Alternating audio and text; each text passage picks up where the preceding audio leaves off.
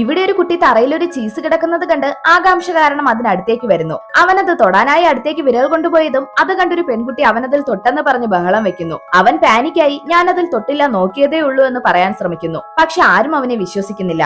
എല്ലാവരും പേടിച്ച് പല വഴിക്ക് ഓടുന്നു. കാരണം ചീസിൽ തൊടുന്നവർ ശപിക്കപ്പെടും. ആ നിമിഷം മുതൽ പേടി കാരണം ആരും അവന്റെ അടുത്തേക്ക് പോകുന്നില്ല.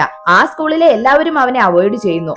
ഈ ശാപത്തിൽ നിന്ന് മോചനം കിട്ടണമെങ്കിൽ ആരുടെയെങ്കിലും ദേഹത്ത് തൊട്ട് ഈ ശാപം അവരിലേക്ക് ട്രാൻസ്ഫർ ചെയ്യണം. അവൻ ഒരു പെൺകുട്ടിയുടെ പുറകിലൂടെ വന്ന് അവളുടെ ഷോൾഡറിൽ തൊടുന്നു. അടുത്ത നിമിഷം തന്നെ അവളുടെ അടുത്തുണ്ടായിരുന്നവരെല്ലാം പോകുന്നു. അതിനുശേഷം ഈ ശാപം ഒരു കുട്ടിയിൽ നിന്ന് മറ്റൊരു കുട്ടിയിലേക്ക് കൈമാറിപ്പോയിക്കൊണ്ടിരിക്കുന്നു.